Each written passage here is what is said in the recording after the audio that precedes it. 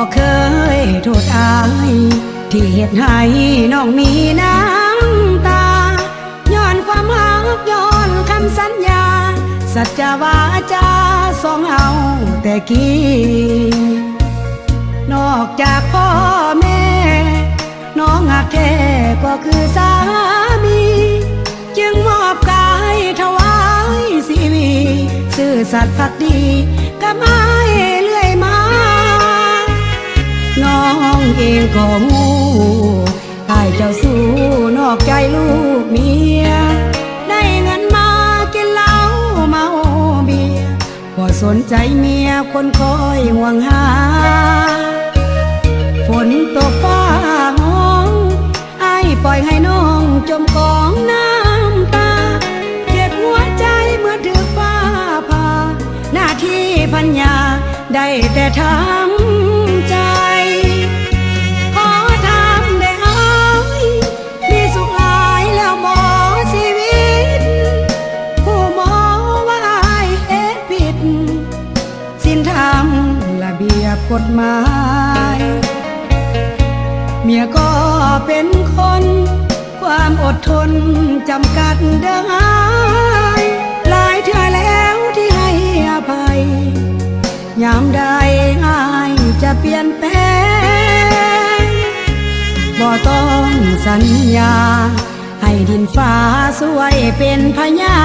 นขอเพียงอ้ายตั้งใจเฮ็ดงานกับเพื่อนกับสานทุกมือยามแลหักเดียวใจเดียวบ่ล้อบ่เที่ยวให้น้องละแวงน้องจะคอยพา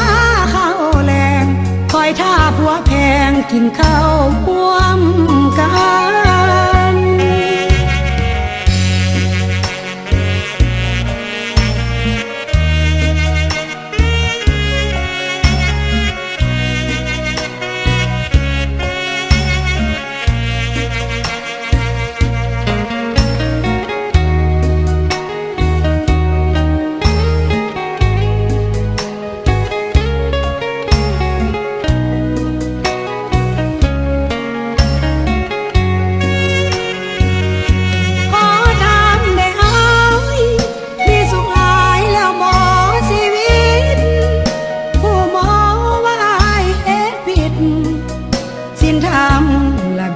กฎหมาย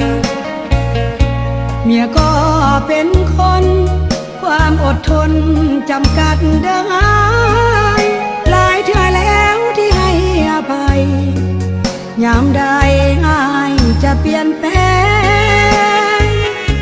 บ่ต้องสัญญาให้ดินฟ้าสวยเป็นพยานขอเพียงอ้ายตั้งใจเฮ็ดงานกับเพื่อนกับสานทุกมือยามแลหักเดียวใจเดียวบ่ล้อบ่เที่ยวให้น้องละแวงน้องจะคอยพาเข้าแรงคอยท่าผัวแพงกินข้าวร่วมกัน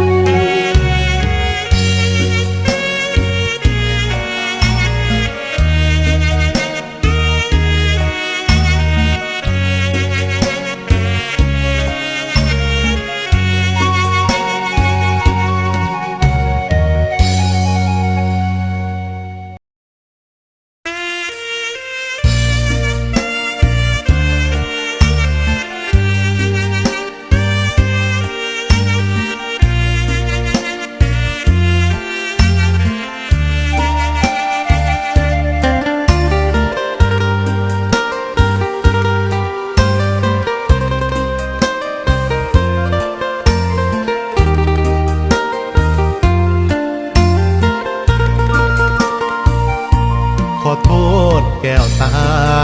ภรรยาที่หักของอายผัวคนนี้ขอโทษหลายๆที่เคยเฮ็ดให้เจ้ามีน้ำตาน้องดีแสนดีหักสามีคนนี้เลื่อยมามอบกายใจให้ด้วยศรัทธาตลอดเวลาบ่เคยนายนี้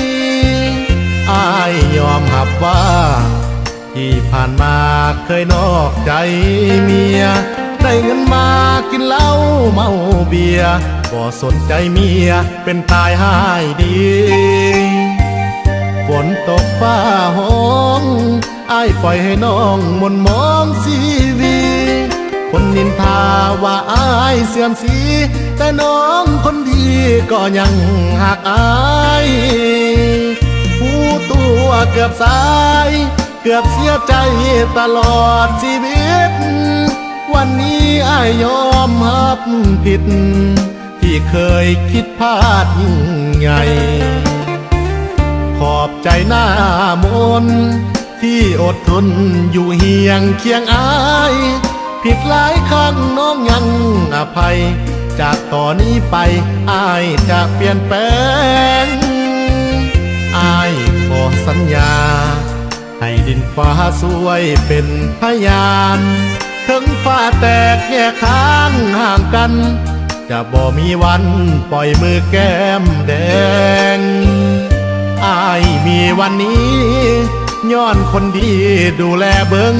แยงเวียกเฮือนสารน้องคอยจัดแจงเห็นพาเข้าแรงแทงใจอ้ายเด้